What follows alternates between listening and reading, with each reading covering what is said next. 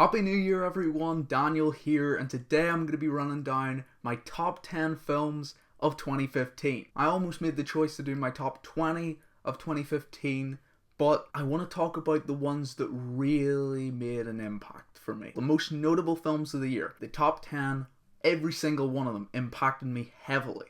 So yeah, let's get into it. Coming in at number 10 was a hard choice because I had to pick between one movie or the other, and that one I will be talking about later, but the film that is in the number 10 spot is Creed. That film is fantastic. It brings back the nostalgia, brings back Sylvester Stallone as Rocky, and he has a great role in it. I wouldn't be surprised if he got nominated for a supporting Academy Award. It's sort of a retelling of the original Rocky story, but adds different layers to the story, and I really appreciate it. It may be my favourite of the Rocky franchise. I'm going to have to think about it, but it got me on an emotional level with the different fights, the montages that we're used to.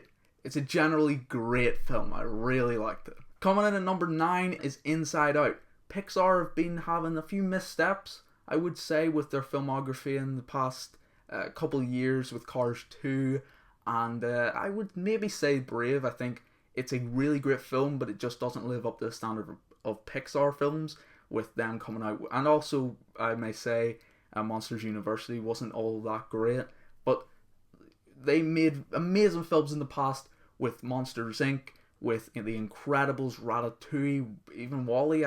I think I loved that film. I probably have to revisit it, but the point is they come back with Inside Out, and it is brilliant. It's so emotional with all these emotions in the film. Being able to create this really interesting aspect of these 5 emotions sort of controlling your mind and having the center in your brain. It's really interesting story with really interesting characters, funny moments, emotional moments that kind of almost got me tearing up. Coming in at number 8 is The Revenant. That was a brilliant film, a visual masterpiece. It looks incredible. Emmanuel Lubezki got it again.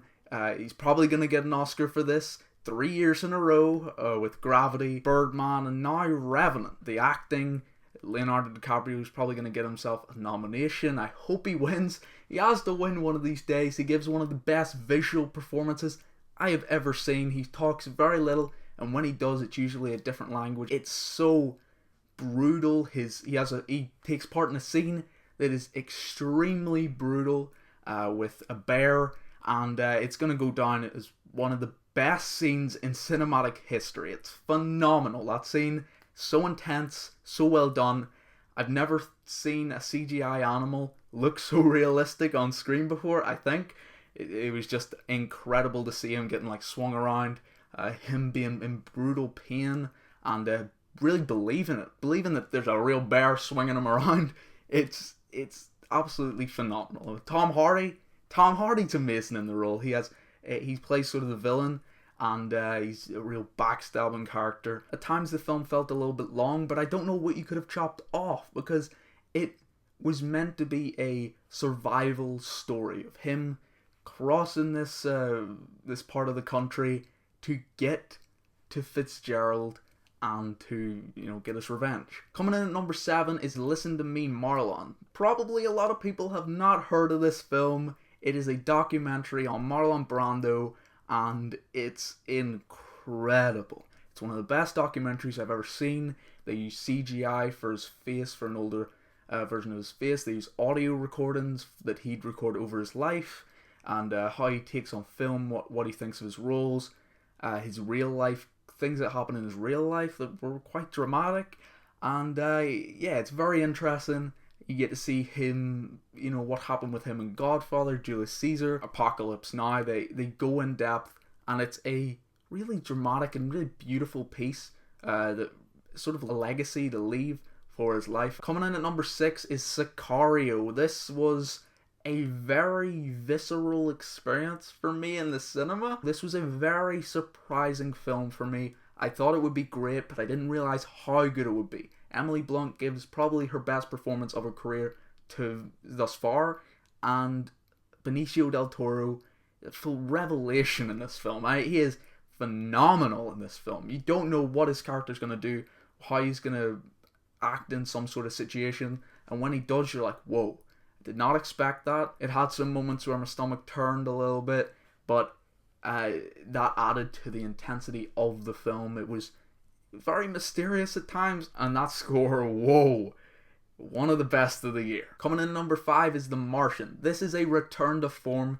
for Ridley Scott. This is probably his best film since Gladiator, maybe even better than Gladiator, if I'm being honest. I don't know, I probably have to think about that a little bit more. But The Martian has comedy. It is such an amazing survival story. You see how sad the situation could be, because the prospects of him actually surviving this is very slim, and he goes through it. He makes fun of the situation, which really works in the film, and the science aspect of the film really intrigued me. And also, Mars is basically a piece of rock, but the visuals in this film are beautiful. Ridley Scott really knows how to make a film look good, and that's usually for every single one of his films. But can he make a good script? How can he turn out a good film?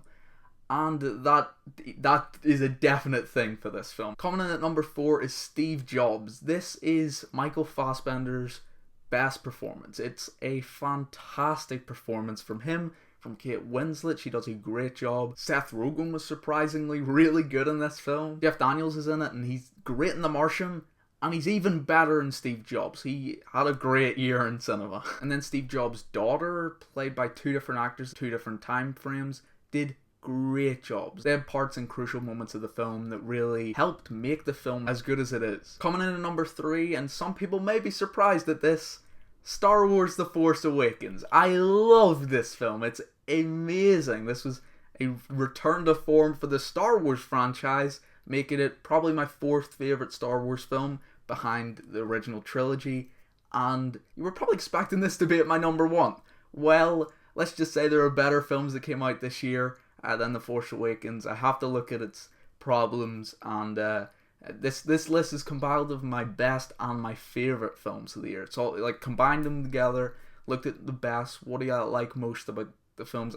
Yeah, I looked at different aspects, and I came out with the list that I got, and Star Wars just didn't make it for the number 1 spot, but it's still a great film. It came out at number 3 of all the films I've seen this year. It came out at number 3, so it did a pretty good job. We've got a new heroine with Daisy Ridley as Rey. We got Finn, who was really great. John Boyega played him. And Oscar Isaac, he was a really likable character.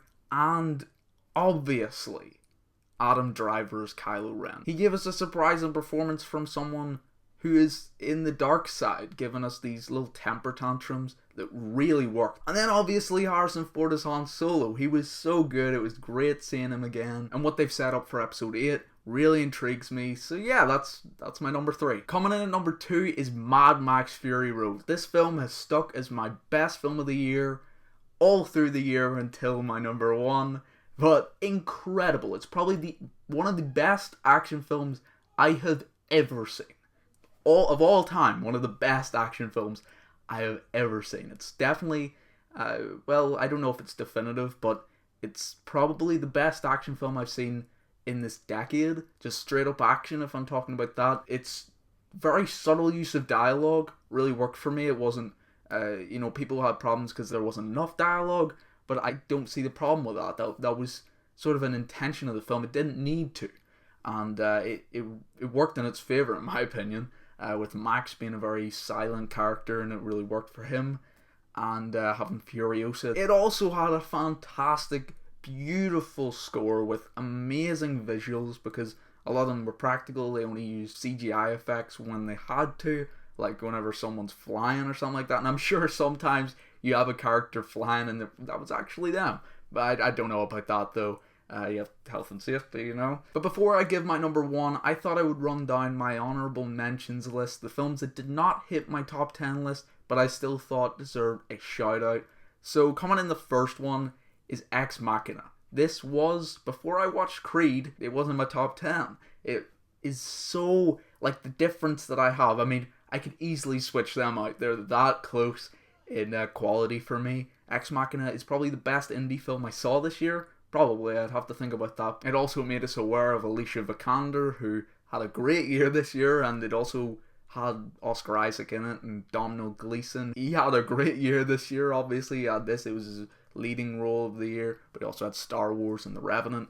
And yeah, it was a really interesting story about artificial intelligence. Another couple films I have to mention is Kingsman: The Secret Service. Amazing action in that film. It's just really well done. Also Mission Impossible. It was just behind Kingsman in quality for me. I thought it did a great job. Probably my favorite of the Mission Impossible franchise. Avengers: Age of Ultron just made it for probably my 14th spot. It was a great film. It just had some really disappointing aspects to it that I couldn't overlook. And then Peanuts movie, I loved it. It had such great payoff at the end of the film, which I'm not going to spoil, but it was really well worth watching because it's just great. So now the moment you've all been waiting for, my favorite film of 2015 is Spotlight. This film got me emotionally drenched in the situation that they were in. I was not completely aware of what happened back then, and they brought light to it. I spent days thinking about this film, thinking about what happened during that time. The acting, performances, the ensemble was just incredible. I really had, people need to know how good this film is. It's incredible. I think it's going to win Best Picture for 2015 at the Oscars. It's a stunning film that is probably the best journalistic piece we've ever seen. Tom McCarthy did a fantastic job directing this with amazing acting performances, a really great pace to it. It never felt slow. It always felt like something was going on. They would find something out and it would shock you, and then they'd continue the story, find something else out. It was very, very well done. It really surprised me at how good this film was. This was probably my biggest surprise of the year. This sort of just showed up for me, and I heard a lot of good things about it, so I went and watched it. I was like, whoa, it was a incredible film. So my top 10 films of the year were at number 10, Creed, at number 9, Inside Out, number 8, The Revenant, at number 7, Listen to Me Marlon, number 6, Sicario, number 5, The Martian, number 4, Steve Jobs, number 3, Star Wars: The Force Awakens, number 2, Mad Max Fury Road, and at number 1, Spotlight. And I just wanted to add that this list could change at any point in time, honestly. I could change it tonight, but it's a lot of switching between the first and second place. The number 1 and 2 are very hard choices for me, so it was very hard to differentiate between which one I think is better. But as of this video, Spotlight is my favorite film of the year. So I hope you all had a wonderful 2015. This year, we're now in January of 2016. We're in the new year, and a lot of new things are going to be happening. A lot of new exciting things on the channel are going to be happening. I have more lists planned to upload. If you want to see how I ranked the rest of the films that I watched in 2015 that came out in 2015, that link will be in the description down below. What were your favorite films of the year? Give me your list in the comment section below. Hit the like button if you enjoyed it, and subscribe because it makes me feel good. It makes me want to do more videos. Hopefully you enjoyed the video, and Happy New Year, movie fans.